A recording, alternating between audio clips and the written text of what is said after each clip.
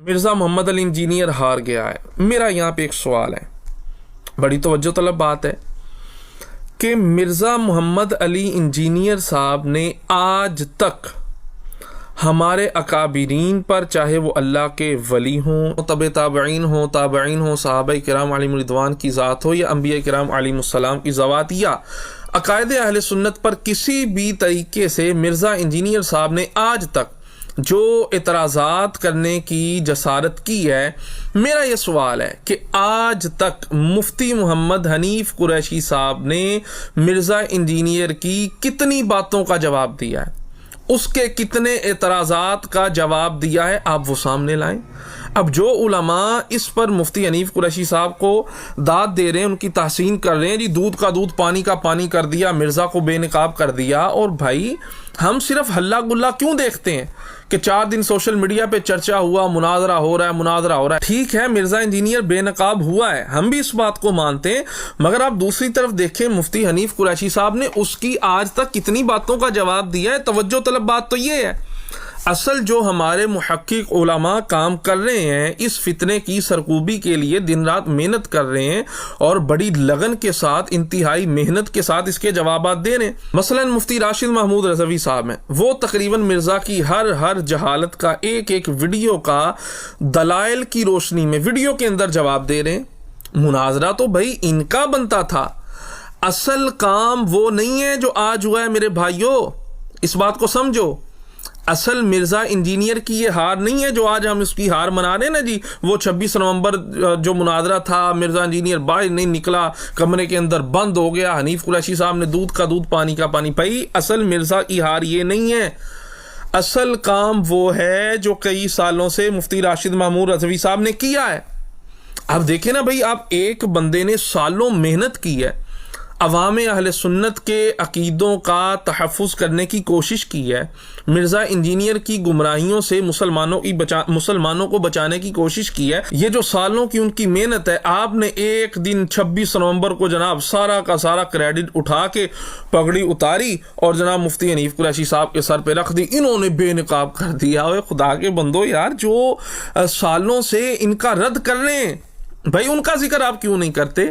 آج تو ٹرینڈ چلنا چاہیے تھا ہمارے اس محقق عالم کا جس نے صحیح معنوں میں مرزا کو بے نقاب کیا ہے، یقین مانے دلائل کی روشنی میں، اور ایک حدیث پر جرح و تعدیل کر کے جو مرزا انجینئر اعتراضات کرتا تھا، ایک بات کا باریکی کے ساتھ مفتی راشد محمود رضوی صاحب نے جواب دیا ہے۔ مگر ان کا نام لینے کو بھائی کوئی ٹھیک ہے، مفتی صاحب کا ایک اپنا مزاج ہے، یقیناً وہ نہیں چاہتے میری واہ واہ ہو، لیکن ہمیں تو سوچنا چاہیے بھائی، یہ 26 نومبر اصل ہار نہیں ہے مرزا کی، وہ جو سالوں سے محنت ہے نا مفتی راشد محمود رضوی صاحب کی، وہ اصل کے اندر مرزا کی ہار ہے۔ ہاں مفتی حنیف قریشی صاحب یقیناً مناظر ہیں، مگر اس وقت تک وہ اہل سنت کے مناظر نہیں ہیں۔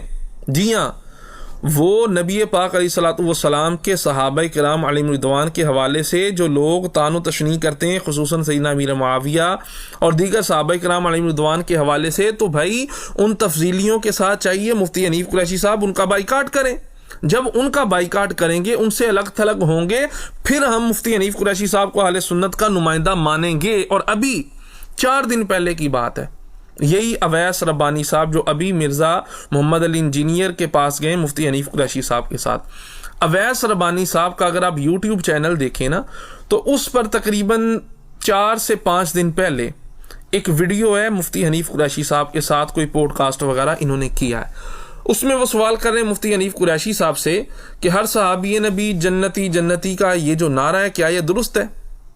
اب مفتی حنیف قریشی صاحب نے وہاں کیا گول مول بات کیا، وہاں جا کے سنیں، لیکن جو ان کو داد دے رہے ہیں، ان کی تحسین کر رہے ہیں، دودھ کا دودھ پانی کا پانی کر دیا، وہاں پر جواب کیا دیا مفتی حنیف قریشی صاحب نے؟